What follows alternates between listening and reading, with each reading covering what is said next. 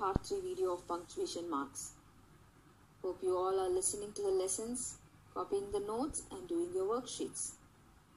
Now, we will be covering up some of the important punctuation marks, and you have worksheets for the lessons left for your practice along with this video. Inverted commas. Children, I hope you are much familiar with inverted commas, which is also known as speech marks or the quotation marks. Let me quickly revise its usage rules with relevant examples.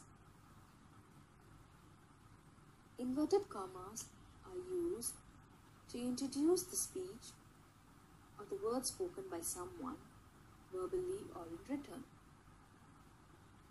Let's look into the commonly followed rules in an inverted comma.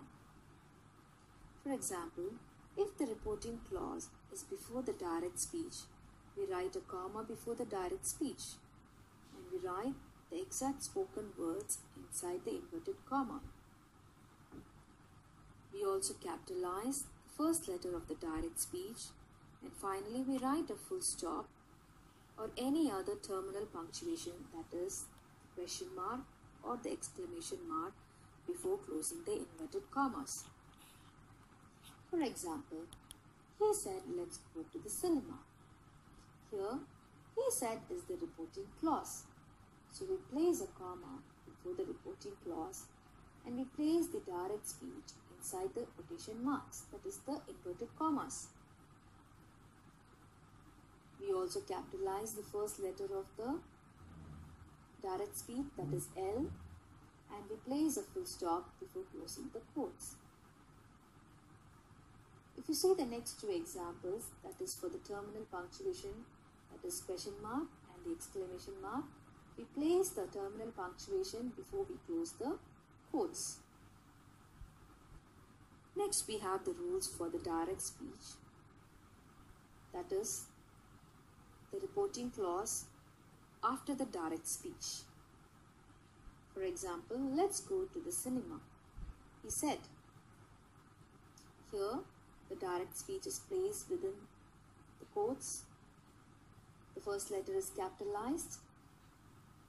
Before closing the quotes, we add a comma to that.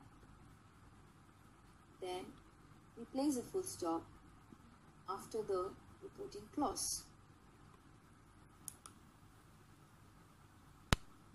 Look into apostrophe.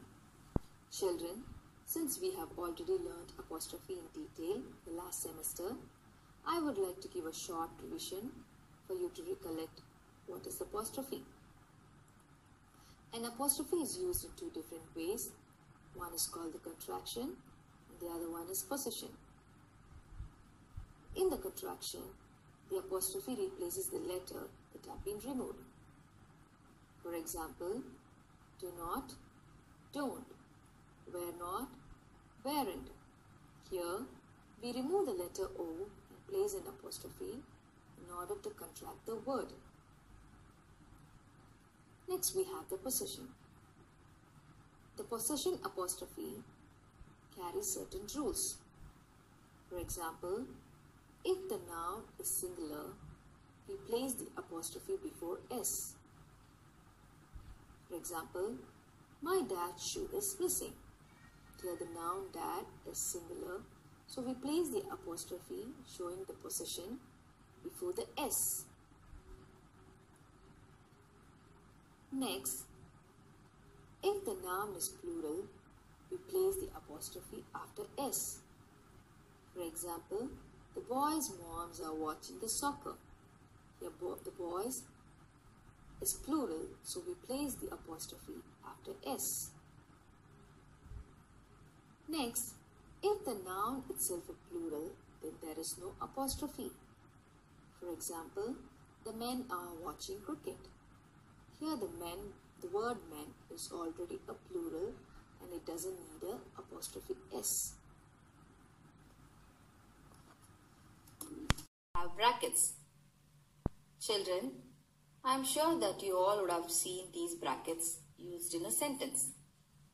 But do you know the purpose of its usage? Let's look into those things. Brackets are symbols used to contain words that are a further information in a sentence. This means that the words inside the brackets in a sentence will give you further explanation of the sentence. So it adds information to the sentence. Brackets are of two types. One is square brackets, the other one is round brackets. The round bracket is also called as parenthesis in American English. The square bracket with a squared symbol is used for explanation or to clarify meaning. For example, he was the last person seen at the house. So he refers to whom? That is Mr. Jones, which is given in the square bracket. So we add information to this sentence and clarify the meaning that who is he was the last person seen at the house. So if you remove the information from the bracket, still the sentence will make some sense. So this is the usage of a square bracket. Then we have this round bracket. Round bracket is a curved symbol used to contain further thoughts or to make remarks. For example, John and Jane both have red hair.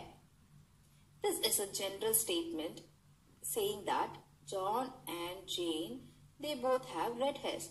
But who are John and Jane? We don't know. So in the bracket, it explains they are actually half brother and sister. So this is the information about John and Jane given inside the bracket.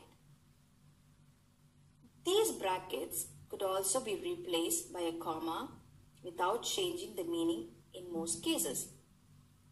So if you see in general, brackets are used to add explanation to the sentence or to add further information about the sentence.